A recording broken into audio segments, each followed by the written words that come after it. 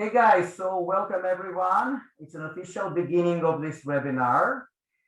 Before we start, I just want to tell you, as usual, that this webinar, we do it within the framework of the weekly fasting group, which is a very big WhatsApp group of individuals from all over the world. And we cultivate together the habit of fasting once a week, every week, abstaining from food for at least 24 hours. And there are also people who extend it. Now, our weekly fast is between Friday and Saturday. It's a standard, our standard time for our weekly fasting. And the keyword here is persistency, because we do it week after week after week. And that's actually what makes the difference.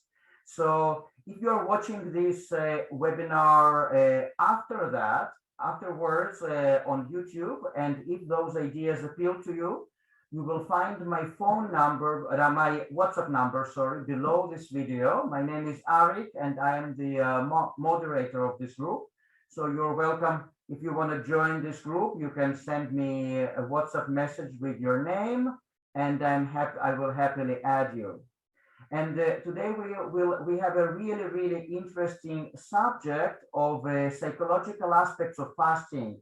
And we have two girls who are assistants of Dr. Filonov. We have Elena and we have Svetlana. So welcome.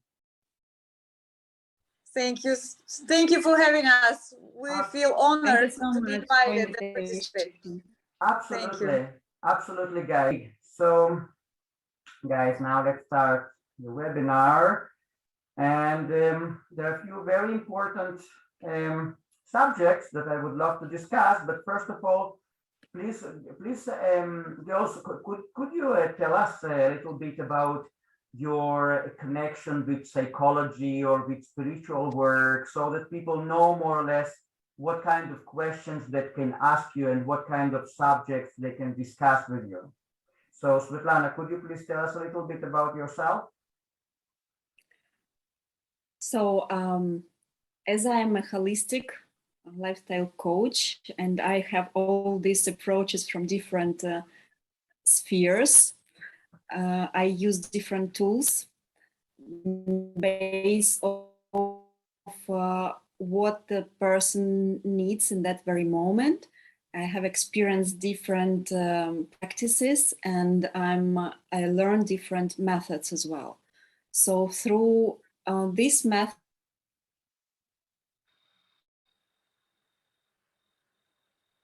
both psychological part, like mind, physical part, for me it's yoga, and fasting as well as spiritual practice. Yoga is a spiritual practice as well. But what I found out, that without combination, it's impossible to reach the quickest result. You can achieve the results as well practicing maybe yoga only, you can, but it will take maybe longer time. But in any case, even in yoga, you have shatkarmas, you have these ekadashi days, you know, it's all about fasting. So uniting all these methods, and psychological as well, during fasting, if you're applying some psychological methods, some psychological as well approaches, even hypnosis, you can achieve very good results as for your psychics, very good results. Wow. It's all connected. We are all one. It's never about one part, what you are healing. You may not notice the transformation like within your process, but at once you can understand that you are different, that transformation happened if you are using all these methods all together. So it's very, and I was studying psychology in Moscow University. So Elena had the American university studies. I'm Russian ones. So we are combining what is happening with my clients. Actually, we are doing the processes, like these processes are taking 2-3 hours, and we are digging deeply inside into the core of the problem, taking up what is happening. So sometimes you can even not understand, not know what is happening with you until you dig up in your subconscious. So my approach is not just speaking. I'm not interested in actually what is happening with the person. Our process, what we are doing, what I was taught in my university, it's to dig into the emotions and into the feelings. And sometimes I even don't need to know what is happening. We are just working with your feelings. And by bringing up, by highlighting what is happening with you, within you, people realize sometimes for them it's a discovery, because usually they just speak about facts, but facts are nothing. You have to dig deeper. You have to dig into your subconscious. And once you're there, and once you understood the root of your problem, it's like 50% already of the success. It's already 50% done once you understood the root of the problem. And then you start to work with it according to your emotions, because whatever we are living, by leaving the situation and even recreating the resources inside of you, the new potential, or discovering this new potential, you give to your mind the impulse, and the mind, remembering this impulse, starting to behave differently. That's why I'm saying that, like, my approach that I was studying, I don't need to know facts. I need to transform the inner situation inside of the person in a state. And once the state is transformed, like from one state to another, what is happening? The person starts to behave differently with the external world. And when the person starts to approach differently to something that he get used to approach, like before in one way, now he approaching in another way, he is receiving new results, and he receiving like new reflection. So life is starting to like sometimes to be he's starting to feel more happy, receiving more joy from life, because he is expanding these feelings from inside. So he's receiving back the same. Like we all know that life is a reflection of our state. So what we have to work with, it's not the facts, why it happened, who said that, why he said. We don't need that. We just change the inner state of the person, and everything else is transformed as a consequences. Wow, wow, so interesting. So I already have a few more questions about that to ask you, but I would love to hear from Elena about her short resume, you could call it, or just her background. Could you please tell us? Of course. I have studied psychology. I have studied actually spiritual psychology in the University of Santa Monica, which is in Los Angeles, California. It's a very special course. It was a master program, so I have a master diploma degree in spiritual psychology. This unique program combined the traditional methods of psychological tools and psychological strategies, as well as spiritual approach to life, to psychology, to how we relate with each other, how we relate with the world. So the most important is to discover our true self, and how can we live from that place and make a meaningful contribution to this world. In order to do that, you really have to go inside and really connect with yourself. It's related to what Svetlana is saying a lot. So these are the new methods of dealing with yourself, dealing with the world, how you connect to yourself, how you bring it out, how you deal with your problems, how you manage your relationships, your life, and everything else. So we were taking the statement into account that we are spiritual human being, having a human experience here. So from that perspective, we are actually absolutely pure. We have no guilt. We are absolutely pure souls which come here to just gain experience. So we were from that perspective, we were discussing all the troubles, all what came up during life and during the childhood from that perspective.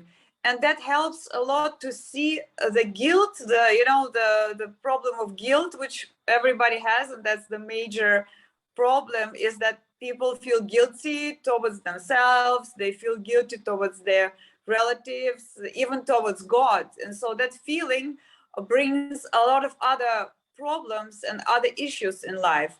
But knowing that you are a spiritual, pure being coming here to deal with all of this, with all this life, and having this experience as an experience makes it much easier to understand, and to know how to deal with everyday problems and how to approach them and how to relate to others from that perspective. So we were digging into that material a lot, and also studying a lot of therapeutic methods like Gestalt therapy, psychoanalysis, psychosynthesis, and other methods. So we were combining actually the spiritual part with the modern psychology and psychological science. Wow, that is fascinating. Really, really fascinating. Now I have a question. If we have a person in a fasted state who has been fasting for some time, maybe for a few days, does it become easier from the psychological point of view to dig deeper into their emotions or into their unconscious in relation to the person who is not in a fasted state? So Absolutely, yes. Yeah. Okay, Svetlana, so could you tell us about it from your experience, and then maybe we could also ask Elena the same question. Yeah. Mm-hmm. The person, while he's fasting, he becomes much more vulnerable. So what I get used to work with are emotions, not the facts, as I was telling, emotions. So once you are triggering the emotions, you are able to transform them. Look, you are working with them. There is a kind of type of work. You are working with them to transform and to recreate new state.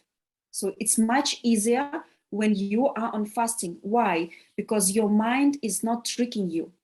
You are all emotional. You are all feelings. You are all what you are real, because while you are fasting, you are real. While you are not fasting, you can put different masks. You can be busy. You can be in a hurry. But while you are fasting, you are so pure. You're so natural. So all your emotions, I see them. I just touch you like slightly, and you already. I have now patients that I was just hugging. I was just kissing like in the checks, because everything it's like this. It's day 8 of the dry fasting, and someone was speaking very loudly, and the person was thinking that it's shouting on him. It's very vulnerable. So all the emotions are coming up, and it's very easy to work, knowing how to transform one feeling into another. Just right process, right words, right approach, and the person is releasing, And when you are digging even deeper into a subconscious, it's possible.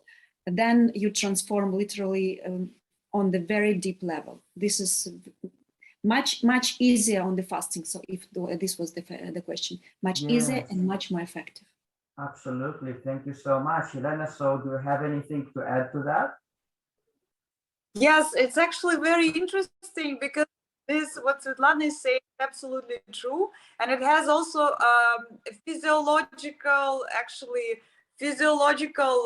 reason for that. It's your brain slows down. The neurons slow down their activity while in the fasting state, because all the energy goes to the body, to the processes, to the physiology. So you're actually stop thinking much. And because of that, all the emotions, all the raw states, all the subconsciousness, it comes up. So because you're not thinking, you're not trying to pretend to be someone, you just don't have the energy. And all of a sudden, what you have accumulated, what you kept inside, suppressed by the thoughts, suppressed by the mind, suddenly it all comes up, because your brain stops thinking. You're just in this raw, vulnerable state.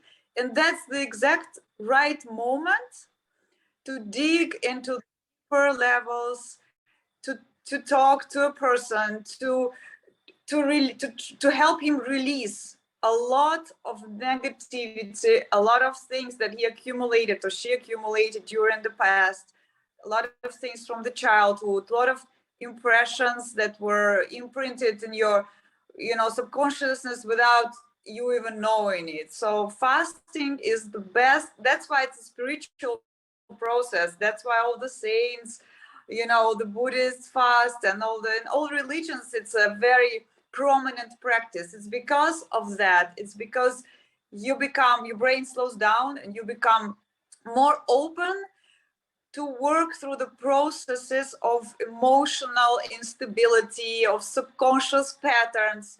You can rewrite them more easily while you're fasting. It's a tremendous amount of work that can be accomplished when a person is fasting, which normally it could take a lot of years even, but in such short time. But when you're fasting, so in such a short time, you could release a lot. So that we see that also from our practice already. We see that happening. Wow, amazing, amazing. And does it also count when we talk about the inner work a person is doing with themselves, such as affirmation, meditation, visualization? Does it also become more powerful while fasting? Absolutely, because Yes, Svetlana, please. Yeah, so there are actually two types of fasting that we propose as well. It's either fasting with the inner discovery.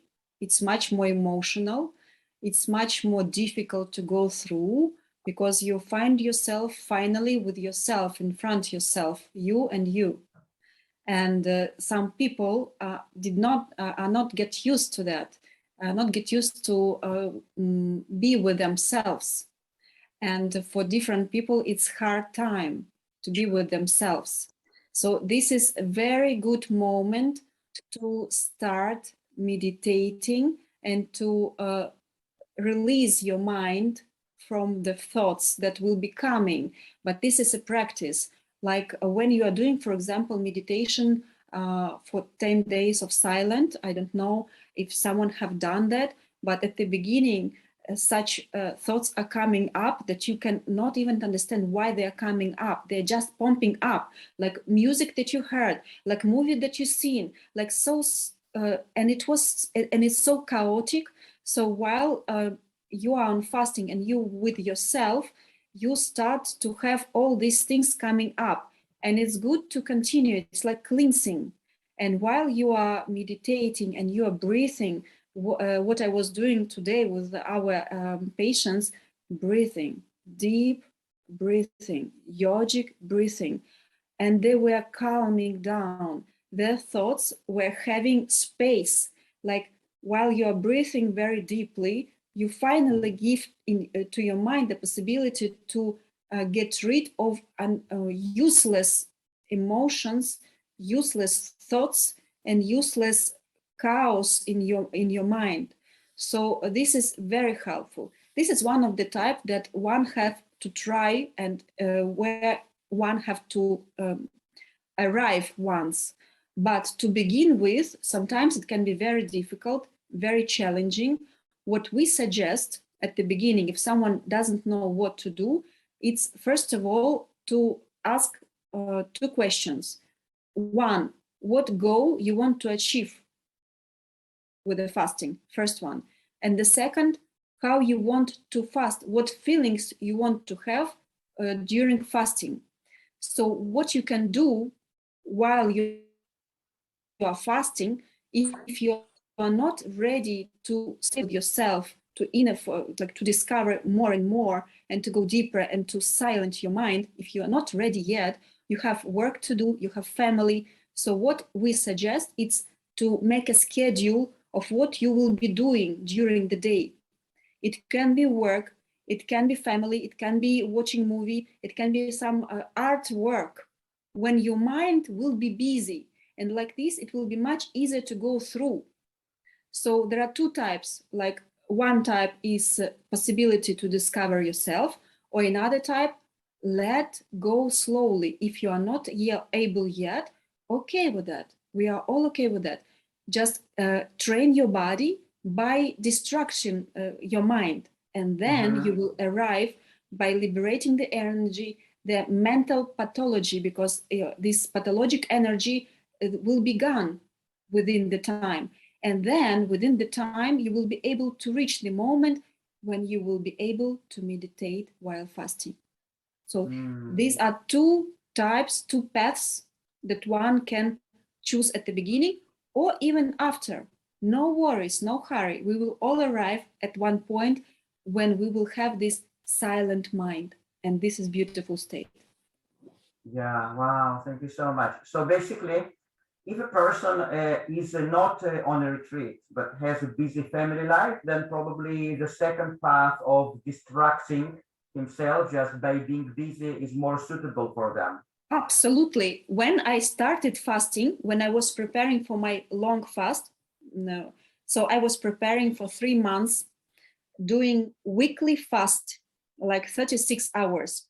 And I was living in Milan, and it was from January up to April, we had exhibitions, fashion exhibitions and design exhibitions. And I was like sales manager. So I was speaking with people. I was on like standing 14 hours on these exhibitions, selling, speaking, even having them eating in front of me, drinking in front of me. But I was really so, I had this idea to go through because I wanted to try long fasting. So I had a goal. First of all, you have to ask the question, why you want to do that? If you have a goal, you will do it. And if someone is saying, I'm too busy, I have too much to do, and I will not have energy, you will have energy.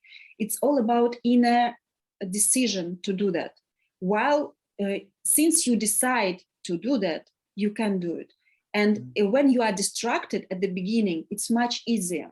Either you are laying at home and watching the fridge to go, not to go, to you have all these, temptations. Yeah. So while you are busy with the work, with your family, you create more and more things to do, even things that you like in those moments when we are fasting, please add to your schedule something that you like, just to distract your mind. And the more you do it, the more easy and the more you will have pleasure. You will want to do fasting because you will schedule something very pleasant for those days. This can be a solution how to push yourself to fast. Just create something pleasant for the days that you are fasting. Wow, that's amazing. To distract your mind.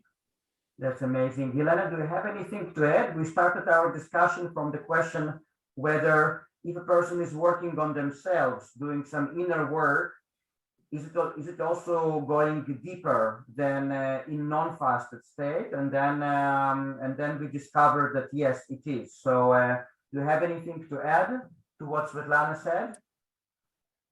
I totally agree with the point Svetlana is making, that distractions work so well. You just go for a walk and try to get some fresh air. Fasting days are the best chances for you just to enjoy nature, to enjoy movement, even to go shopping and try some new clothes, because that's a great distraction and you just spend time actually, and you don't think about food at that time at all. So these are great tips to in your everyday life, how to go through it. You could get a yoga session or a massage, and these kind of things work really well. But also just trying to apply some mindfulness techniques to stay in the present moment, to watch how you feel, to watch your breathing, to set a goal to have several breaks for breathing exercises, for example, or even to use this app I'm using. It's called Mindfulness Bell. You set the timing. It can be random timing throughout the day. When the bell rings, and it reminds you just to take a breath, to be mindful, to be in the moment, And when you are in the moment and when you pay attention to your five senses, to your processes that are going on in the body, then you automatically are out of thinking. You're out of thinking process. And that's where the trap is, actually, because you want to break the fasting only in your thoughts. Your body, if you set the right intention, if you psychologically told yourself, this is my intention, this is what I'm aiming at, so actually your body is set for a goal. You're fine, but your thoughts, they can distract you a lot with, with that chatter that, why am I doing this? Maybe I should just eat. Maybe it's too hard for me. You know that. But to get out of this chatter, the best way is mindfulness. The best way is to take a breath, to watch your senses, to pay attention to, for instance, your feelings in the feet, your feelings in the hands, and just go for mindful walks, fresh air, and this kind of tips and tricks, they really help through these days. Wow, very interesting. Yeah, but actually my intention in asking this question, the original question, was because you remember we started with the point that if a person undergoes psychotherapy and they're in the fasted state, then there is a chance of going deeper, of digging deeper. Much right? deeper. Yeah, but so, and then I asked that if a person has personal practice such as affirmation or meditation, can the fasting state assist them? So, so I understand that, yeah, so that the answer is yes. What is happening during fasting? It's very nice dynamic, so to say, that so the big fear that person is having in life, it's fear of death. Mm-hmm. And the lack of food usually brings a person to death, right? So to say. Yeah. So we have this very strong program, and the biggest fear in life is fear of death. Mm-hmm. So all other fears are like clank to this fear. And when you are going through fasting, even one day, like if you are doing regularly, it works as well.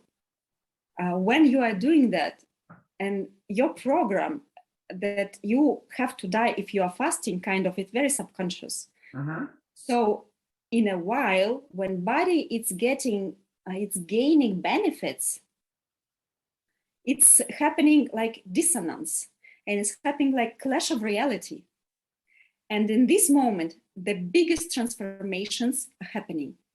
And the fears that you had, the biggest one is the fear of death. So the smallest one can even disappear because you created for yourself the biggest fear of humanity. You created by yourself. Wow. So once you went through this fear and gained benefits, all other fears kind of disappearing. So you understand how deep it can be. Yes, and it's absolutely. Very big process of transformation. So you may not even immediately understand that you already got rid of one of the fears that you have, heights, whatever. But within the time, you can suddenly understand that it happened. You do not fear anything. And the people who are fasting, they are very difficult to scare. And they are very difficult to manipulate as well. Because they already undergone and they put themselves in the biggest fear. So they're very difficult to, they are less afraid of something than other people. So not to be manipulated, not to be scared, fasting is the best. So you are going thanks to fasting as well.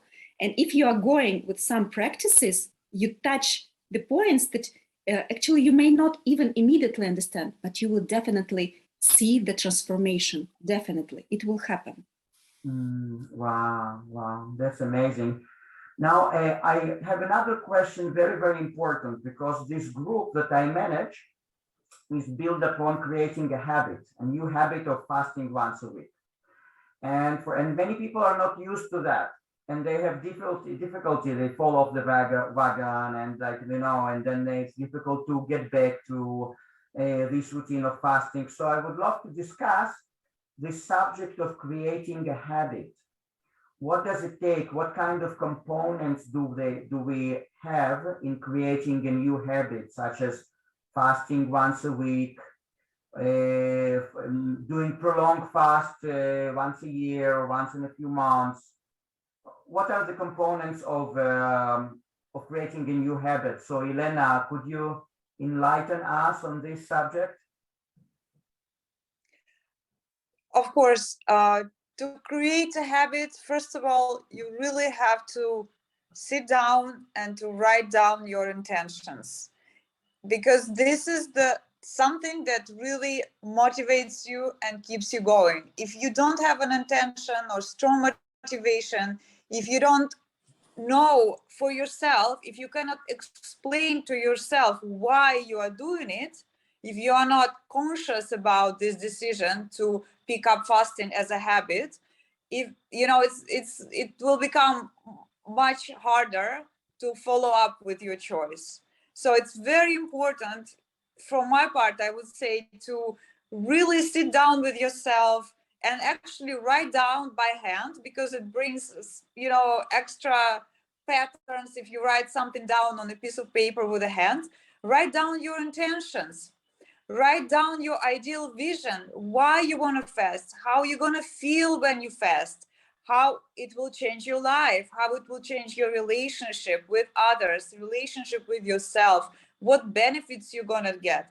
As much details as possible will give you a stronger motivation to go with your plan, to keep up the routine that you will be creating, keep up the habit. So from my experience, this is a psychological trick that really works. And you can always go back and read it over again and again. In some moments of weakness, you can always go back to your plan to refresh your memory and say, hey, that's what I was aiming for. That's my intentions. And you remind yourself again and again, that's why I'm doing it. That's why it's good for me. It will bring my life to the next level, to this and this changes. So setting up intentions, writing them out, creating the ideal scene, how you will feel, how you will look, how the relationships will change, help greatly from my experience. That's what I would. But another very good practice is to relate to others who are doing the same practice. That's what you are doing. And I think that's equally important, to have your peers, to have your friends, to have someone who is doing the same thing, so you can support each other, you can motivate each other, you can consult each other, and in the moment of weakness you can always turn to your friends and ask for help. So to create a community with support, mutual understanding, mutual support is also a very important trick, a very important point. Wow. But yeah, and it probably can relate to fasting, but it can also relate to changing the diet, for example, in general. So those principles might be applied for everything, basically, I guess. Absolutely. Community. Yeah. Community, it's the answer, absolutely. Because you are supported, you are inspired, you are encouraged, you see examples of others. You, even if sometimes you are lazy or you find something that is much more important in this very moment, then you immediately come back because someone telling you something very that you inspired, for example. And since you inspired, you remember, oh, okay, maybe I have to do it as well. So it's all about community and supporting each other. How I started doing it, actually, I created myself for my friends this Ekadashi group. I like to do not weekly, but twice a month on Ekadashi. So I created the group. And since I created, because sometimes I was doing, sometimes not, and my friends were asking me always, can you remind me when it is? Can you remind me? So what I did, I created. And since I created for a few years, and when I was sending to them information, I felt responsibility to do it because I was sending the information. Like a kind of, how can I suggest something if I'm not doing it? And because of that, it made my practice regular, because I created the community, and it's like it brought me to the point that I'm responsible for what I'm sharing with people. Absolutely, absolutely. Yeah, I can also feel, it makes you accountable. And actually, that was the exact reason why I started this weekly fasting group, because 2 years ago I was just looking for people to fast with, just because I wanted to start this habit. So I was just looking. So then one person joined, another person joined, and then we became a group, and it started growing. And now it's kind of a big international movement, So, It's but good. yeah, How I started even thinking about fasting, yes, once I heard about it, I said, oh, okay, once upon a time I will try.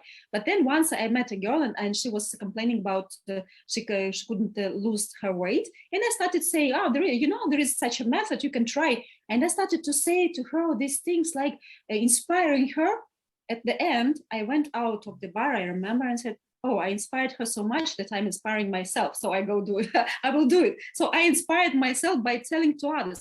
What I know, that by sharing with others, it becomes yours. The practice becomes yours by sharing. So share with others, and this is good point, how you will be regular. Yeah, absolutely. That is the power of, for example, having your own YouTube channel and sharing the ideas, not just about fasting, about everything, about every kind of a new habit or some kind of a knowledge that we want to apply in life. Some time ago, I'm not doing it anymore, but it was maybe 6 years ago, I started my raw food journey, being on raw foods. And almost immediately I started my YouTube channel, and then that's what made me accountable at that time, and actually helped me keep going, keep moving in this direction. Now I'm not doing raw foods anymore, but but I just remember this experience, that's why I proceeded on the path, so because it makes you accountable. When you are sharing, people start asking, and when you start answering, you discover for you more and more, and you are getting involved more and more. This is a trick. Yes, absolutely. Okay, guys, so let's open our microphones at this point. Let's see if we have any. We already got a few questions in the chat, but maybe guys, you can just unmute yourself and ask your questions, even if you posted them in the chat, or if you have something in mind. So let's see if people have any questions in mind. Hello. Hey, Revita. Hello. Hello. Hi. Hi, Elena. Hi, Svetlana. I also studied psychology, and I'm also interested in the subject, but I noticed, in this community, it's a different thing, the formal psychology that you study in the West, where you analyze a psychotherapy, and what Svetlana, you talked about working with the emotions, that it doesn't matter, you don't try to analyze how it started and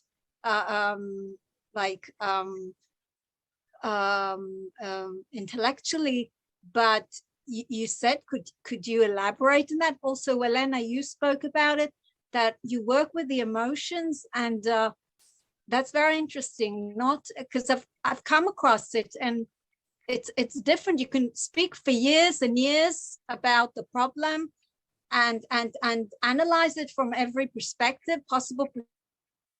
Still, you understand it intellectually. You understand the problem, but the emotions are still there. You still haven't resolved them. And I've met a lot of people that work. Well, I've also worked with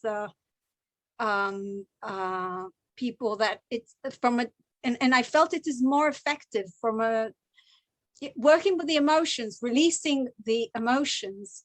So could you elaborate on that? Yeah, how exactly it works? How exactly do you release the emotions? Trapped traumas and things like that. Yeah, that's a good question, Elena. So could you start? Sure, sure. In our practice, it's first of all, it's important to work with the emotion that is happening in the present time. So it's not possible to work with something from the past because it's just a memory. So the emotion has to be fresh, has to be something that triggers you, something that triggers you right now or triggered you recently. So we deal with that from the perspective that how you relate to the issue is the issue. So it's basically about your relation to this issue. It's not about the problem. So, and then when you found a trigger, a recent trigger, the emotional trigger, you have an opportunity to look within yourself and try to go deep within yourself and find out when did you feel such emotion in the past. So that's how you can bring that emotion, the reason for that emotion that is happening now is always in the past. And then the conventional psychology works with problems, so to say, on the horizontal level. So it's about working the problems through the mind. So you discuss a lot, you do not release, you discuss, and you find a rational decision why this or that shouldn't be happening. You try to rewrite it, but you stay within your mind. You don't go out of the mind. To solve the emotion, to solve the problem, you have to have a perspective, not in a horizontal way, but you have to step out of the mind. You have to see your mind. You have to see your mind patterns. You have to immerse yourself in that emotion. You have to try to relieve that emotion, to release it again, to look from the perspective of mindfulness, from the fact that we are not our thoughts. We are not the mind. And when you step out of the mind and look at the problem, look at the emotion, it's a different way of dealing with it. That's why it works, because you cannot solve a problem of the mind being within the mind. It's the mind, and that's why it's not working. To discuss it all over again and all over again, it's not gonna help. It's just gonna give you maybe another thought about it, but it's not gonna go to the deeper level. And that's why Svetlana's techniques are also so helpful, because they let you go down, deep down in your subconsciousness, go in your within yourself. So it's different perspective of looking at psychological problems. You know, it's looking from the perspective of mindfulness, from the perspective of stepping out of the thinking mind. And why we call our studies spiritual psychology is because we step out of the mind. We understand we are not the mind. We are not this chatter. We are not the patterns. We're much bigger than that. And from that perspective, from that point of view, that we are spiritual beings here, that we are having this experience, solving these things. But so we look at the mind not as in psychology, not as the end point of everything. So like you are the mind and you have to solve the problem within the mind. These methods don't work, as we know, because people go to psychotherapists for years and years and they just understand maybe something, but nothing happens. There is no behavioral change. There is no emotional change. There is no emotional discharge. You keep reacting the same because you do not deal with the emotion. You deal with the mind, with the thoughts, with the description of it, basically. Yes, so beautiful. Right. Yes. It's Yeah, just like, Elena spoke. She said almost everything. So I can only add that in the moment when you become an observer of your emotions, like not falling into your emotions, because once you are falling into your emotions, you're not able. It's like kind of trauma. You are not able to deal with it. But when you become an observer and you by yourself can transform. There are some practices that you transforming your emotions, and whatever the result that you're receiving, it becomes yours. Like you are creating your own reality. There are practices, very nice practices, that you are becoming an observer and you see what is happening. The questions that are made at the moment, you know the answers. Our subconscious immediately are bringing up what is happening, why it's happening. It's very interesting to see. And of course, it cannot be immediately resolved everything. It's layer by layer, you know, and bringing up what is the most important in this very moment to resolve. And you do it. You transform that emotion. Then you go deeper, each time deeper. And this is very strong techniques that cannot be done like weekly, maybe once in 6 once a month, because mind and your body and your soul needs time for transformation period. It's about something that is happening within you, inside you, and you need to give time. It's not only about mind elaboration. It's like chewing your thoughts. No, it's not about that. It's just giving time to elaborate inside what has happened, how like transformation that happened. It was only about the observer from outside. Yes, to know you need to create your a emotions not being negative. Yes, Yeah, you are working like from outside with your emotions, but from outside. It's very interesting. Because what conventional psychology is doing, they are trying to solve the problem created by the mind with the mind, but that's, you know, that's not going to work, because the mind created the problem and the mind is going to solve it. It's a catch-22, you know, you cannot solve it with the mind because you created it with the mind. You have to step out. It's a vicious circle. Vicious circle. The circle created the problem by the mind, and then you still want to work with the mind. Yeah, absolutely, absolutely. So the external observer has to be there that will be able to observe the thoughts, the emotions, and then it gives us the key to really do something regarding that. We have such power inside.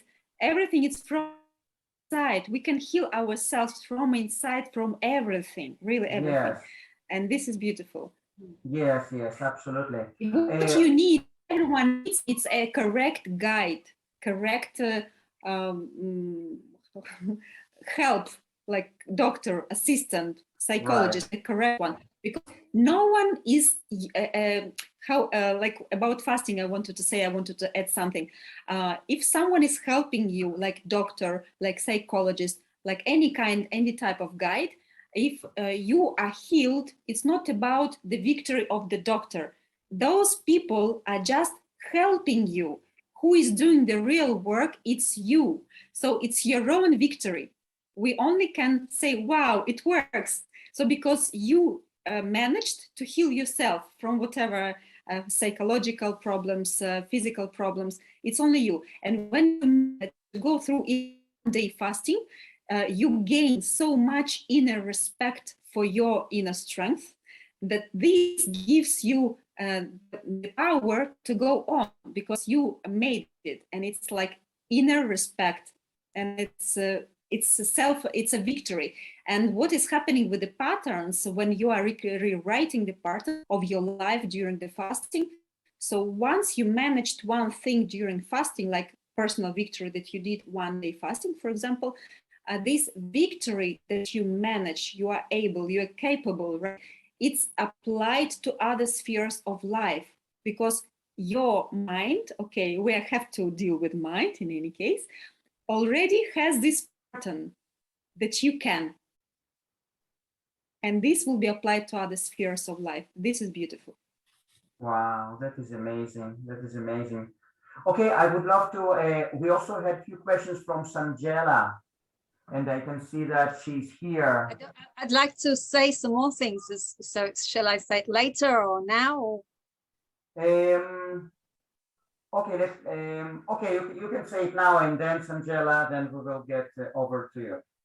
Okay, so I wanted to say that there's something wrong with the formal medicine and formal psychology. I don't know, for some reason, you know, after coming across and meeting all these, you know, this kind of lifestyle people that know all this raw fruit, raw fruitarian lifestyle, raw vegan lifestyle, all this knowledge. I mean, and you know, and medicine, the medical world, you know, is they're so ignorant. And now all this special kind of psychological healing, and not the formal healing where you keep discussing intellectually and rationally, and you know, you're just stuck there. You understand the problem, but you're just stuck there. It's not working. And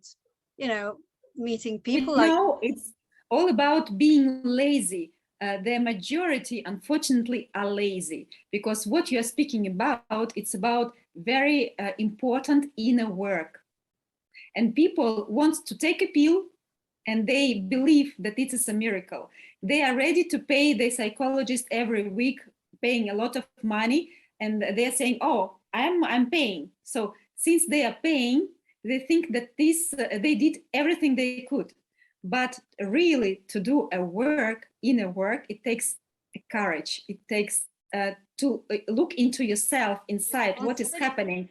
It takes a lot of courage, a lot. So someone prefers normal medicine just because of laziness or the fear to look inside.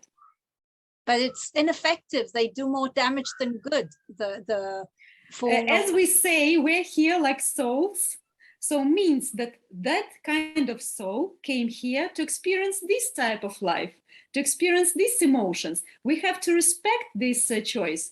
We give alternatives. There are alternatives, and each of us is choosing what experience they want to live.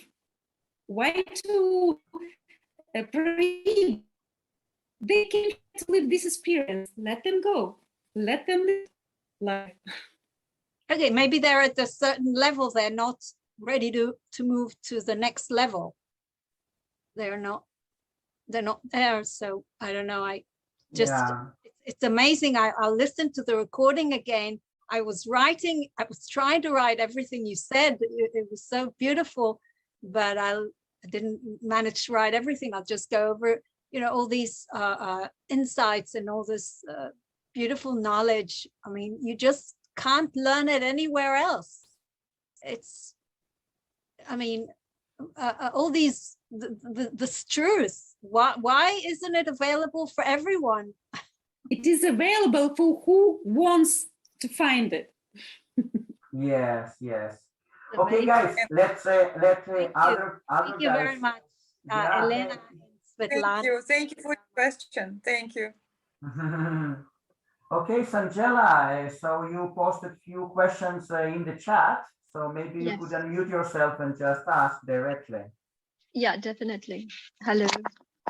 I want to ask, thank you so much for sharing this knowledge. I can resonate to everything you're sharing.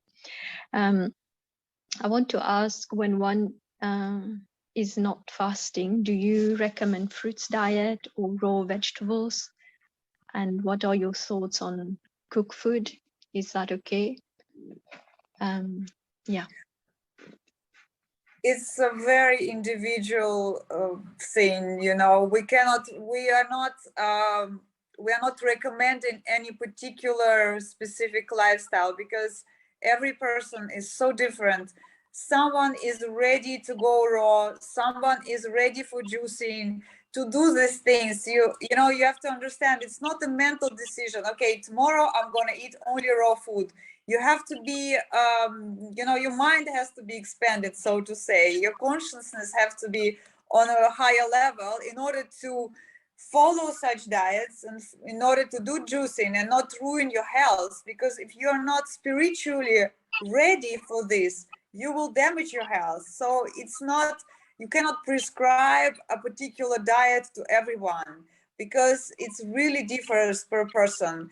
For someone like Ayurveda is a very good option. Some people would be good with cooked foods because they need the nourishment for the body. It also depends on the seasons largely, but primarily because there is a huge trend, you know, for people to go raw, to go vegan, to do juicing.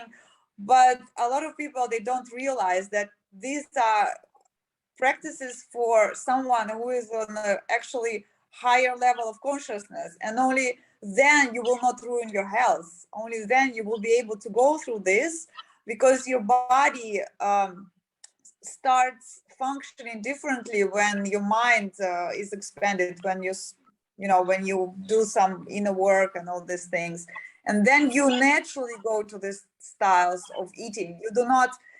You just stop eating cooked food because it doesn't nourish your body. But if you go out of your mind decision, like, okay, it's a trend, I'm gonna do raw food and I'm gonna be skinny and I'm gonna have a beautiful skin. If it's your decision from your head, you might ruin your health very easily. So it has to go step by step. And actually, fasting is a miracle method to come back to your original state, to your natural state, where you can listen to yourself, listen to your body, and reintroduce the foods from the clean state of mind, so to say. And when you will be reintroducing foods, you will see how you react to them.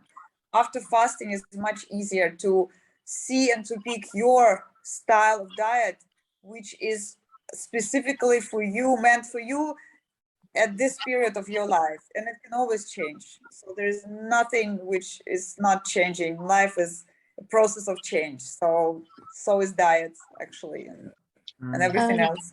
You know, That's it's my very opinion. interesting. It's very interesting to notice how people, while they are fasting, like today, a guy on day 8 was saying, "Oh, I don't drink alcohol, but I would drink all the beers that I see now in the fridge." And so you have all these desires because it's not your body, it's your mind. It's so tricky. So very often we are eating not because we are hungry, not because we want them, not because your body needs that, but just because you see, just because someone is suggesting you, just so you're not hearing your body. And once they break the fast, what is happening? We are laughing and we say, okay, tomorrow you will drink your beer. While they are exiting, what they are doing, they're drinking water and maximum compote. They don't want anything because finally they start hearing their bodies, because their bodies are in such a pure state that you start hearing it.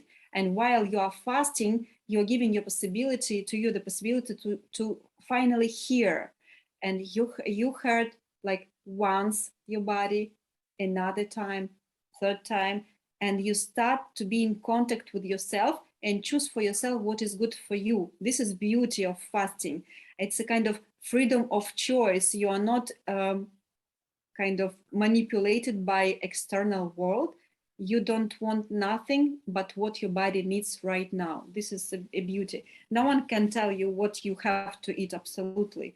It's only up to your natural desires. Wow.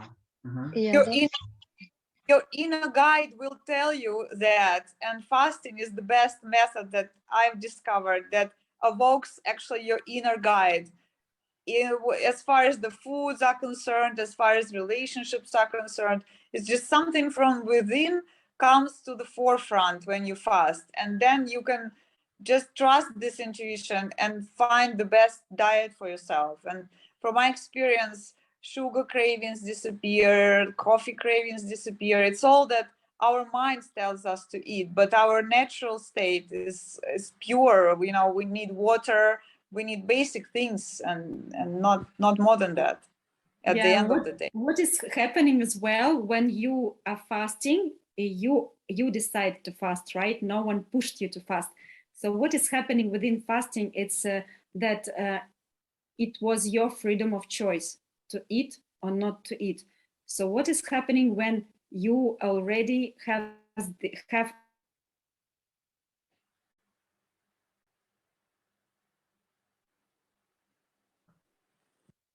Okay, kind of pattern that is already created? You hear me? No, So it's a Svetlana, part. we couldn't hear you for about half a minute or something like that. So if you could repeat what you have just said, that would be great. While you are fasting, you decide if to eat or not to eat. And by this, you create to your mind the pattern that it's your freedom of choice to eat or not to eat. And this is another pattern that you have created to your mind. And it doesn't belong only to fasting or to food. It is a pattern that your mind has created, freedom of choice. And what is happening in the normal life after fasting, that this freedom of choice become kind of yours, your attitude to life, that it is you that is choosing. And like this, whatever information is coming into your kind of field, you choose which information will come, to whom to believe.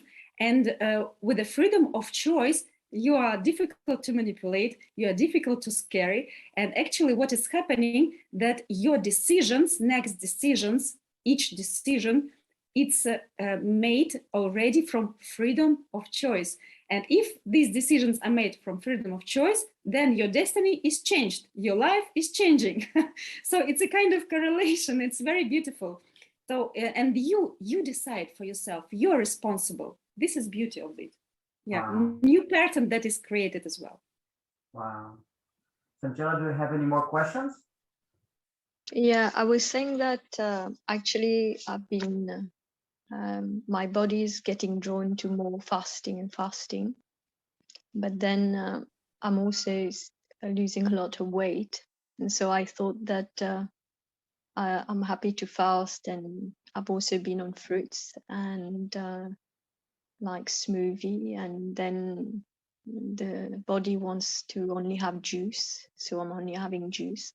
But then sometimes I also have to want to have a little break to have a little bit of vegetables, like steamed vegetables. But then it's like the feeling, if I eat, will I get sick? There is also that feeling. So I'm not very sure how to approach or address it. And initially I thought maybe I'll see an Ayurvedic doctor to know what type of body it is and what's the best thing to do.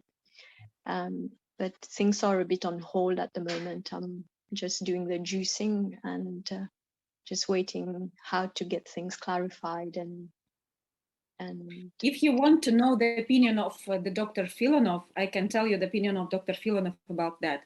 Then, of course, it's not the only truth in this life. In any case, he is very against the juice fasting or drinking more than one juice per day.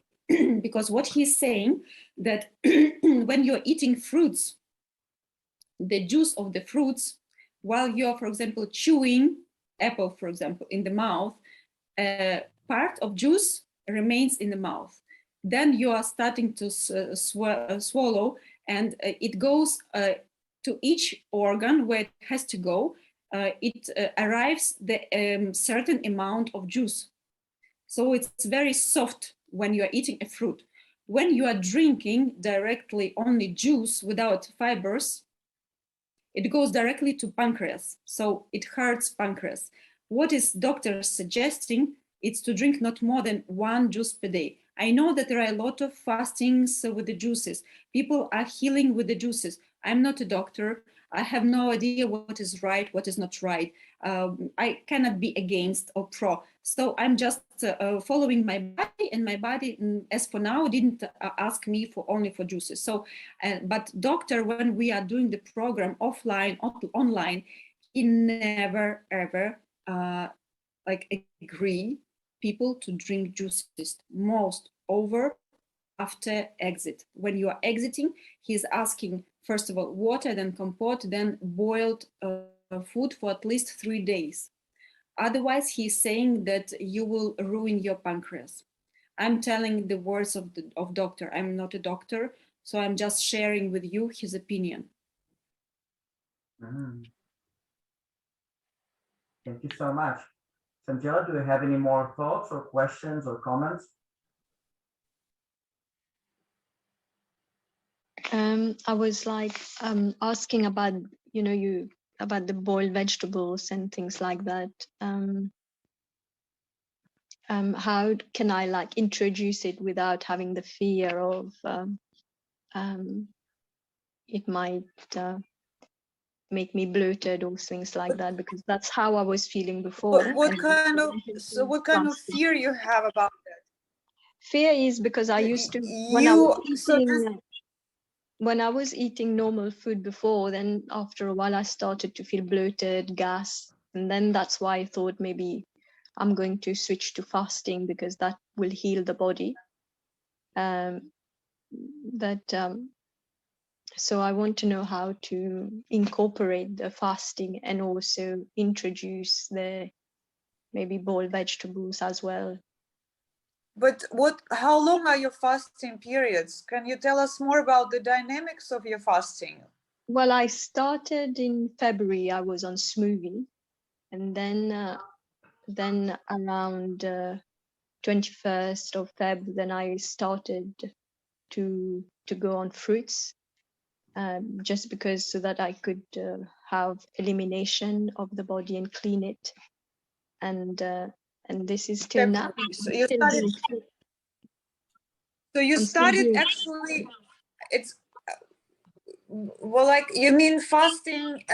In my opinion, fasting is just my opinion. What we consider fasting is when you do not eat at all, or when you do not, drink. So fasting is what we consider when you do not consume foods. That's why I'm asking. So you were actually on smoothies this whole time, and then you started to drinking only juices. Is that correct? No, I went to fruits, and now for the last 3 days I've been juicing. This is not fasting, as Elena said. It's just the diet. Oh yeah, it's not fasting. It's diet. But I plan to fast a few days, maybe starting from Sunday, Monday and Tuesday. I plan to do dry fasting. In between, I've also fasted, where I was fasting like 1 or 2 days dry fasting last week and week before. So what I can say to you right now. So you lost a lot of Okay, I mean, what I can say to you right now that this is not the suggestions of the doctor how to feed yourself. You can have another opinion. There are doctors or specialists who will suggest you this type of diet. Someone is calling that a kind of conditional fasting, even if it is not fasting. Me personally, I cannot say what is right, what is wrong. What I can suggest you from our side, since we are here, if you want to try method of Dr. Filonov of preparation to cleansing of the liver and the intestine, fasting, refeeding by the method of Dr. Filonov, we have a program in May that starts on 9th of May. It will last 21 days, where you can see and find all the information of the method of Dr. Filonov. So this can be an opportunity to learn something different, to try for your body and to see if this suits you. If with this you can feel yourself better, or how you feel, just to understand the difference and then to choose for yourself what suits you most. Svetlana, I just want to ask little questions and a question, and then Sanjay might continue. Is this program suitable for vegans? I'm not talking about raw vegans, but just absolutely, vegans. Absolutely. We are people are exiting with the boiled vegetables, but still they are vegetables. If you are raw, you may, we are not permitting people, like by our methods, like if you are following the method Dr. Filonov, to eat raw food up to day 3. Only after day 3 of exit, you can insert in your diet some raw foods. So this you have to understand, but still it's vegan, still it's vegetarian. It's not raw, kind of, but it's vegetarian and vegan. But will I have a consultation with him where he'd be able to know the intestine and liver and advice? Sometimes I don't understand if I'm still online. Yeah, you are. You are. Yes, yes. Did you hear my question?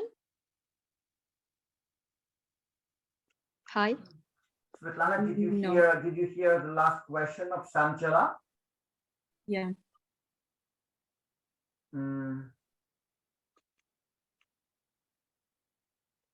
Want me to repeat?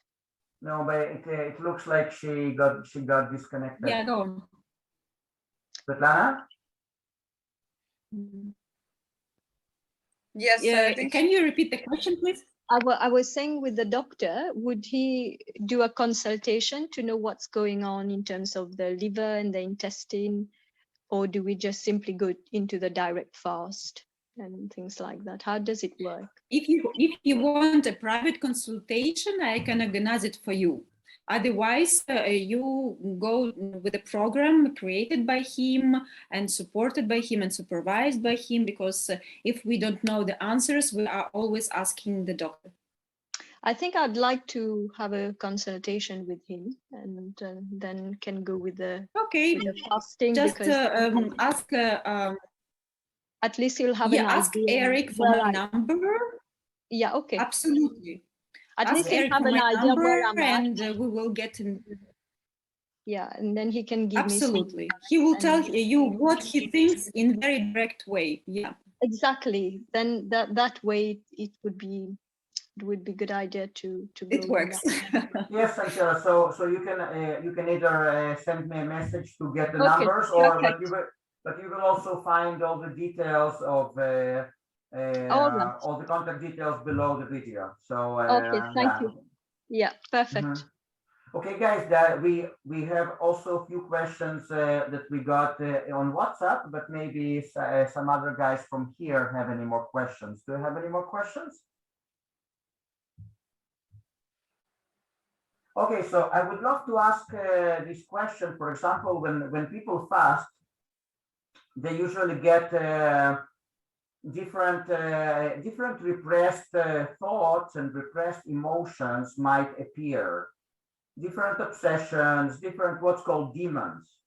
Now, how can a person deal with those things if they are alone, not within the framework of the retreat, where they have you, for example, nearby? Like if a person is fasting at home, and if they are not even familiar with meditations and different mind techniques, what can they do?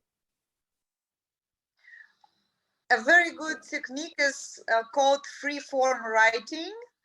It's when you take a piece of paper, you take a pen, and you just start writing down everything what you are feeling this moment. And you don't have to care about a story or how it looks or the logic of it. You just write down everything what is in your head, simply to get rid of it.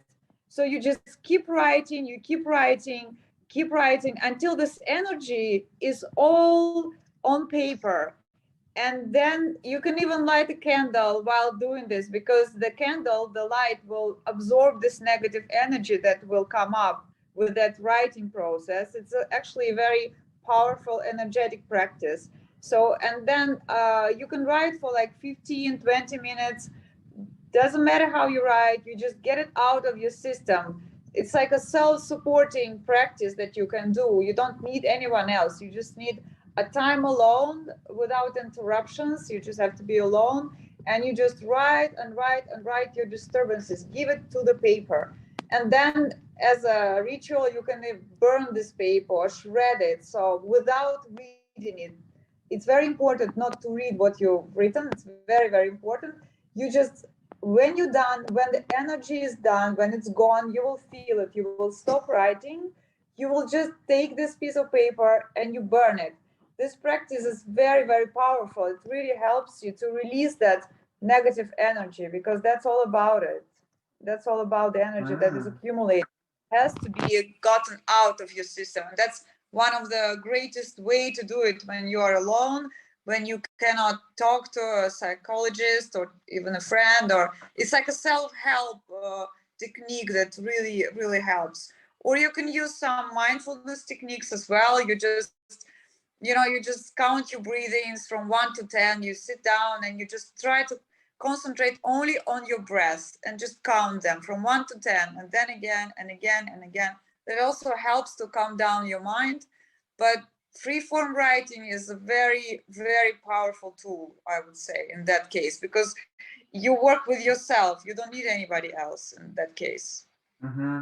So it's beautiful, absolutely. And what I can add, yeah, free writing forms, it's perfect. And what I can say, like in addition to that, it's energy. Whatever kind emotion you're feeling, it's energy. Use it. Be artistic. Create, I don't know, poems, paint something, do something like in artistic way. And you can find out that you have like maybe talent that was asleep since you were a child. Remember what you liked to do and just use this energy to create, even if it is negative, just release it in this way. I like to use the energy. So amazing. It's very nice opportunity. Painting is a very good technique as well. You just start putting all of your patterns into the images with painting, and just drawing, and without thinking, just releasing and releasing and releasing. So that's the way to deal with that. Get rid of that energy, and that's the way to go. Okay. Use whatever is happening. Use. Yeah, and tell me, so this writing system. So I just want to make clear I got it right, because then other people might have the same question. For example, a person has particular fears. I'm just giving an example. For example, that there might be a big cockroach, and this cockroach might come to him at night and kill him. Just an idea, just a crazy idea.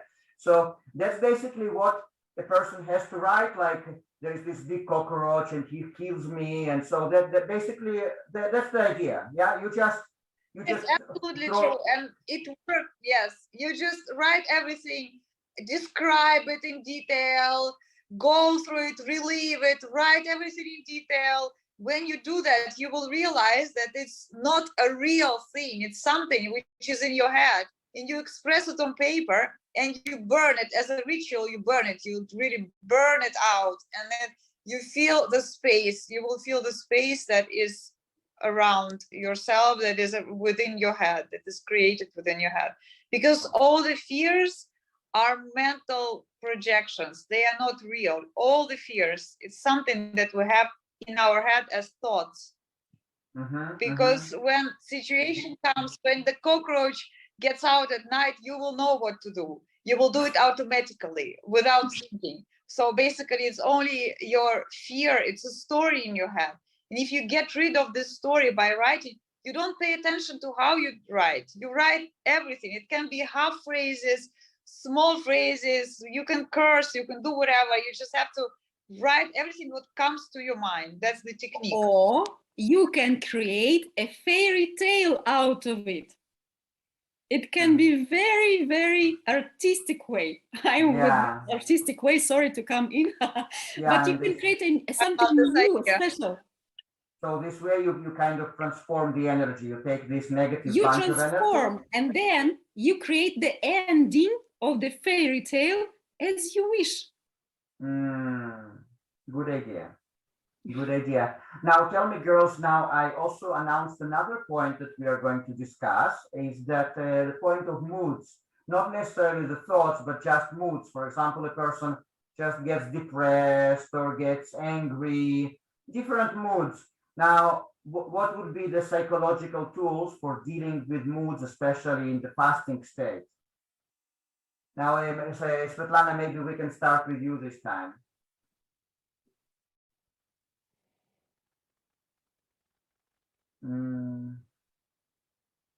I don't know if it's gonna Sometimes work. I'm losing you. Yeah, Svetlana? I'm losing you sometimes. Yes. So, so what I said is that another point that I told that we would mention is the point of moods, different moods, such as depression, anger, different things that the person in a fasting state finds themselves in. First of all, you have to understand why it's happening. And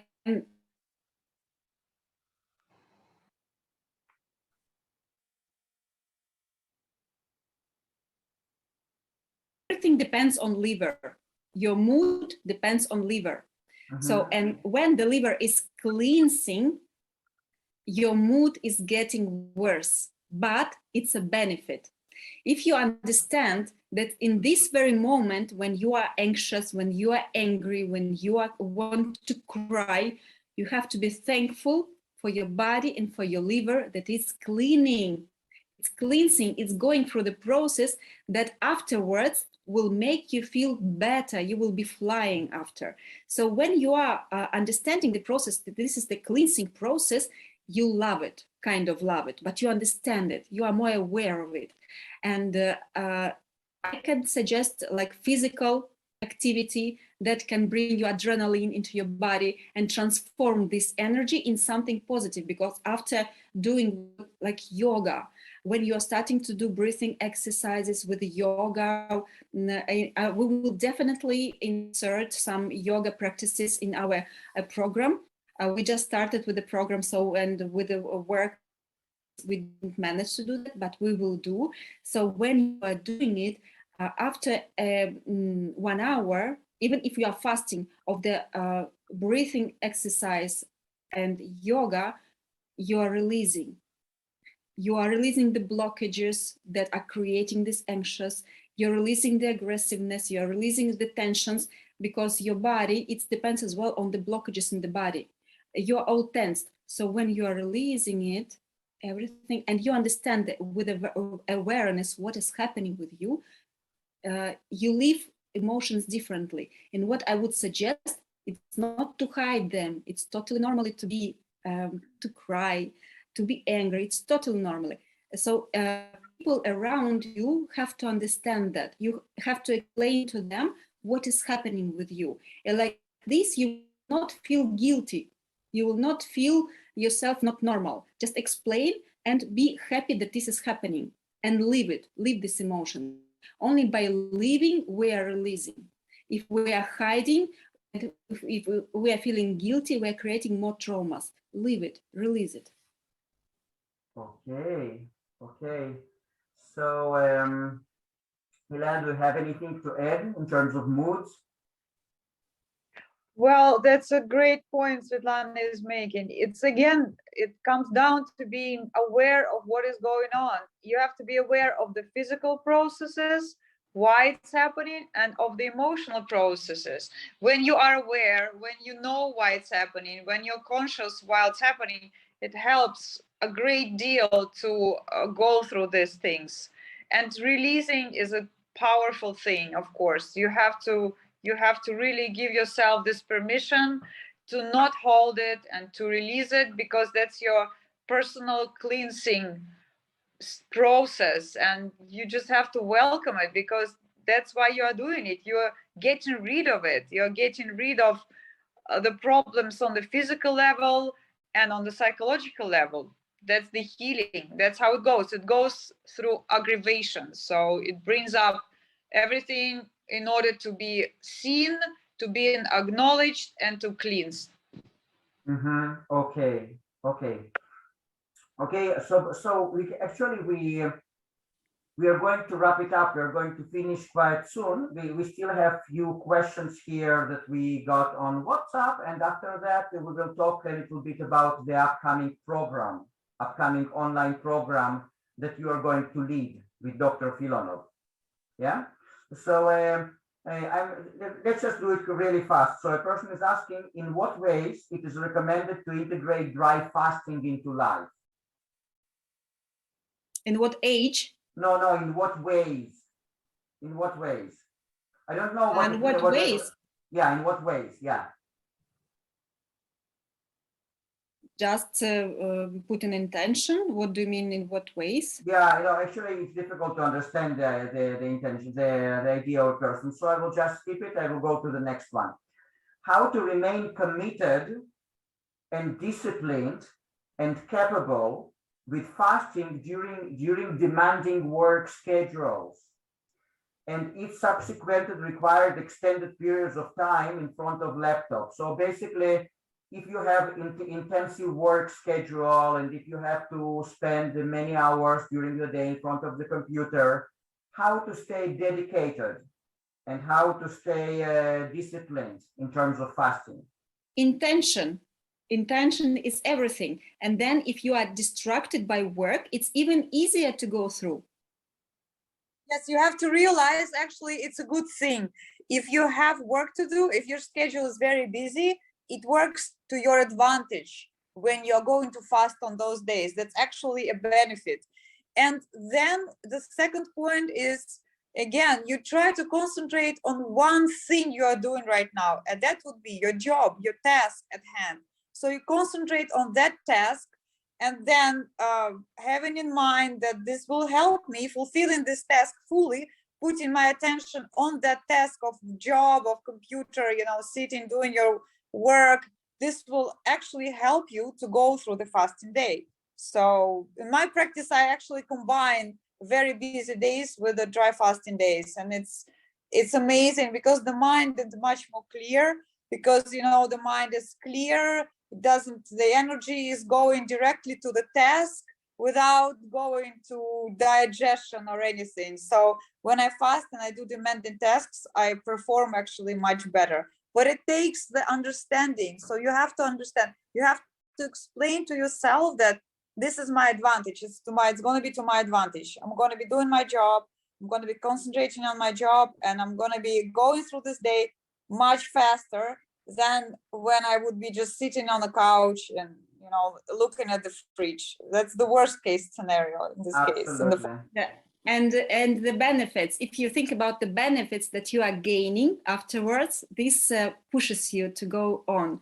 And if you will add some gifts, like if I go through fasting today, tomorrow I will permit to myself this, like a kind of gift, This can be an idea. Yes, very important. You have to celebrate small achievements. That also creates a habit. When you want to create a habit, you don't start with a huge fasting periods. You just fast for 24 hours, maybe once in 2 weeks, and then reward yourself, praise yourself, you did it. And then gradually you build it up, because if you go for the high long-term achievements, then you might not sustain it. Just celebrate the small steps you make, and that will get you much further. Very good, very good. So our next question is how stress affects the subconscious willingness to fast. Whatever you understand, like if you understand this question, I will repeat it again. How does stress affect the subconscious willingness to fast? I can answer you. Subconscious willingness to fast. Doctor is always saying that we cannot support 2 stresses at a time. If you are depressed or if you are stressed, go into fasting. Like this, body will suffer from fasting and you will forget about your depression or stress, because body cannot support 2 stresses. Wow. So subconsciously, it can lead you to the desire to fast, just to skip the stress that will be absolutely not primary stress, because the primary will be fasting. Wow. Like to survive, not to die. This will be so the primary basic instinct. That's why you will skip other stresses. That is super inspiring. Elena, do you have to add anything? That's great. It's just using the stress to your advantage. That's such a great mind trick. It's just you just completely in line with your stress. You say, okay, I welcome you, because you will give me much more opportunity to work on myself. That's how you can approach. You welcome it. You do not resist it. You do not blame the stress. You fully accept it as a tool to actually become better, work on yourself. So use it to your advantage. It's an amazing tool. Absolutely, absolutely. Okay, and then we have another one unrelated to fasting, but nevertheless, how we can measure the hydration levels. So they say, what are the measurements of hydration levels other than identifying urine color and thirst intensity? So other than urine color and thirst, what other measurements are of the hydration level? Well, in addition to the color of urine, you have to go to the bathroom at least 8 times a day. So you can measure it like that. You know, if you go like less than 5 times, then you're definitely dehydrated. You can also take your fingers and pinch your skin. And if the skin goes back to its point quickly, then it's, then it's hydrated. But if the skin is dry and it takes time for the skin, you can pinch your skin, just pinch your arm, pinch your hand on the upper part. You just pinch your skin and you see how far it goes down. If you pinch it and it goes down gradually, then you're dehydrated. But if you pinch your skin and it comes to its natural state quickly, then there is enough hydration. But can I ask why a person have to think about it? I mean, there is no reason to create more stress for yourself. So the doctor is always saying that to exit the fast, you have to have 2 reasons. Your pulse is 120 in the laying position for several hours, not like you are walking and your pulse is 120. In a laying position for a while, 120, and you are not feeling good. So these are 2 reasons why you have to exit the fast. But he was never, ever in these years speaking about dehydration. It's normal that you are losing liquids from inside your body, like even all the organs are surrounded by pathological liquids. So it's good if you are losing, it's very good because you will be renewed. So you don't have to think how much I'm dehydrated. Don't worry. You will recover absolutely. But what you are losing right now while you are fasting, it's pathological water, pathological liquids. So it's okay to be dehydrated. No worries about that, because like these people will be creating more stress for themselves, useless stress. Yeah, actually, I think the person who asked it meant how we can check our hydration levels in daily life, not necessarily in relation to fasting. So Okay, I think that's what they meant. Yeah. Okay, and then someone is asking more. So we are pretty much finished with our questions for today. Now we're going to talk about upcoming programs. And then there was a person who asked, any hope of an in-person seminar with Dr. Filonov sooner than the suggested times of October, November, maybe in July, August? So you're speaking about offline retreats. Yes, that's what I understand from what the person just face to face, like regular retreats. Do you know anything about the plan? Doctor usually is in Siberia from May up to October. They are starting the retreat offline in Siberia already 19th of April. We finish here 17th because there are 2 groups, 17th. And then 19th, they're already starting in Siberia. So since 19th of April up to the end of September, beginning of October, they will be in Siberia. And before the situation in this world, we were organizing international groups that were as well in August, in July, from time to time. But now I don't know how foreign people can come to Russia, how can they obtain visa. I'm not pretty sure. And I'm not sure that we will be organizing. So considering this situation, the person either can come by himself to Altai and see the doctor working in his structure. No groups will be organized, only by himself. If not, he has to wait up to October, that we will be back here in Montenegro in October. Okay, very good. And now please tell us about your upcoming online program. Exactly what it is going to be, and the framework, what are the requirements, and stuff like that. So it will be 21 days of our online program. And we still, so it's evolving, the program is evolving, but still in this very moment, we will have two types of groups united together, because afterwards we want to separate them actually. It will be a group for beginners that will be having like 2 days of preparation to program. What it means that you have maybe to buy something, to be ready, to chill, to understand what's going on, what's happening, not just start it and you start it, even to like adapt yourself to the situation. Then we will have 4 days of preparation of your body to have a very good and easygoing cleansing of liver. After that, because this is very important, this is for a group for beginners or even people who already fasted for a long time, but they want to know the method of Dr. Filonov, how it's going, the information, because we are providing a lot of different kind of information on, by the way, like in this process of program. Then after liver cleansing, we're going on water fasting as well, preparing our body for better going through dry fasting. As we're speaking about beginners, their bodies, we don't know how are they, so we have to prepare them as much as we can with the help of sorbents, with the help of different types of as well meals. So after 2 days of water fasting, we go with the recovery phase, where we teach how Dr. Filonov is suggesting to exit. Very often we hear the question how to exit, and that people by themselves do not know how, even if they know, they do not do. So once you paid money, once you committed yourself to a program, you do it.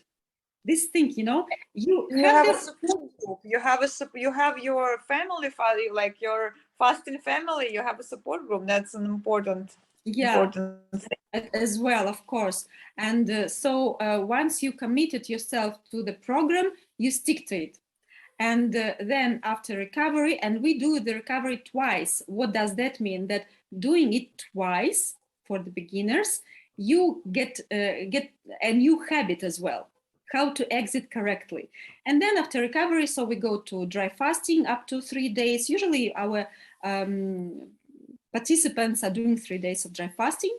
And then we have again a recovery process. So 21 days for first, like beginners group, we call it like this. But 3 days of dry fasting is as well kind of advanced. We, from the beginners, we bring you to a first level of advance.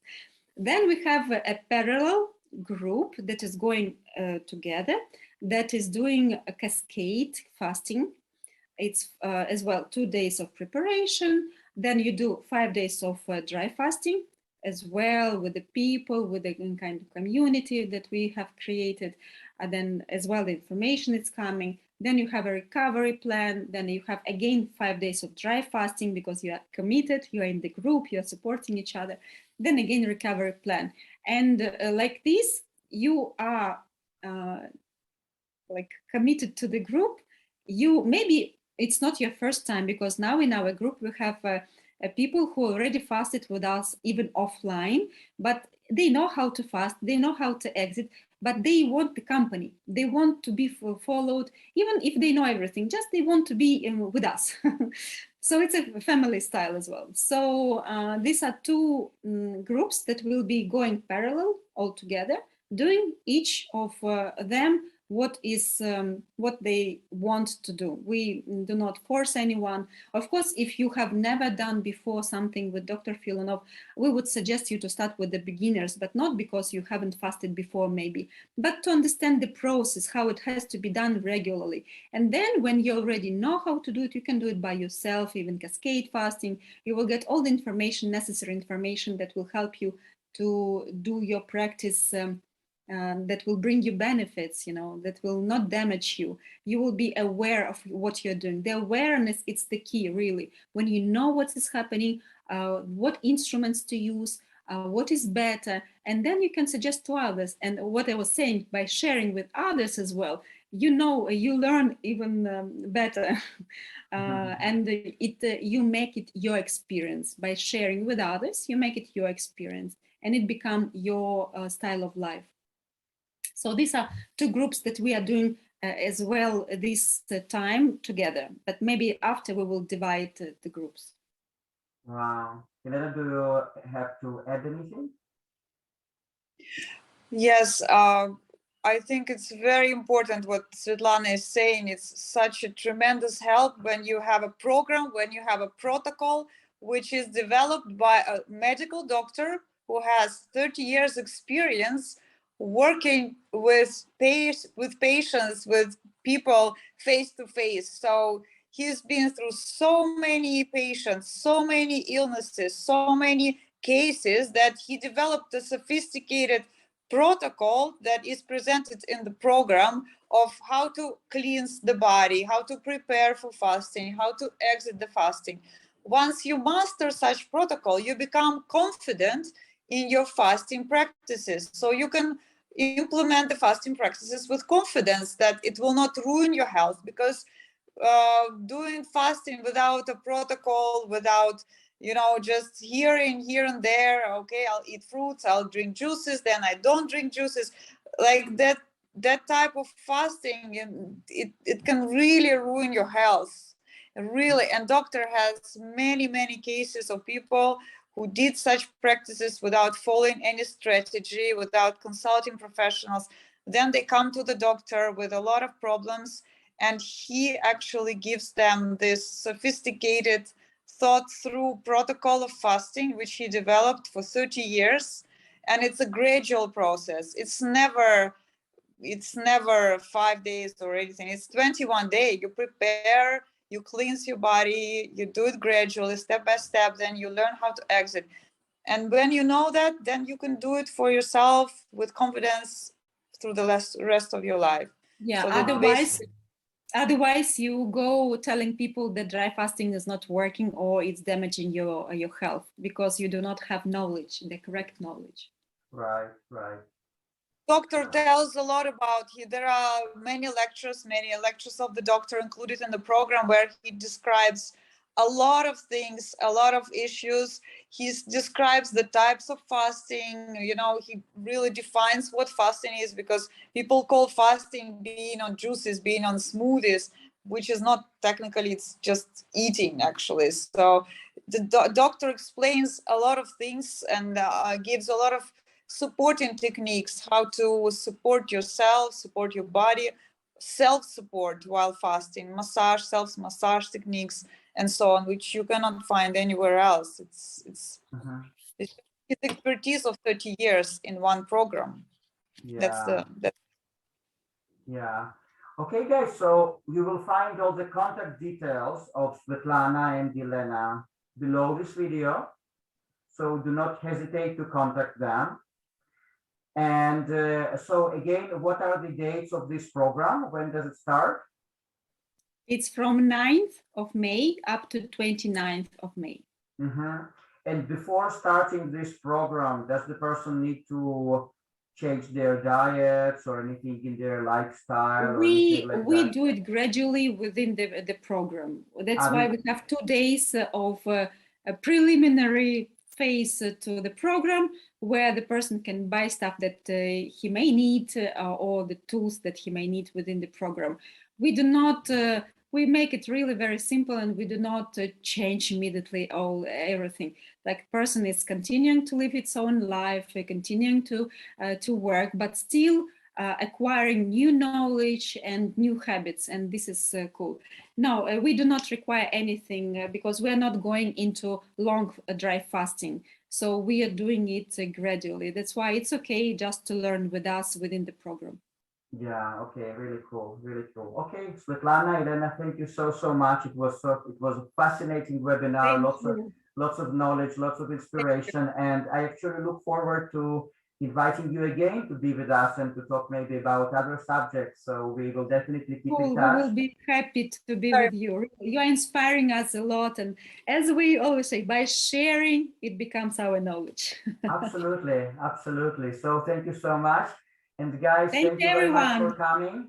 And yeah, Thank you, everyone. So thank you, nice to meet you all. everyone. Good evening, everyone. Bye-bye. Bye bye. Bye.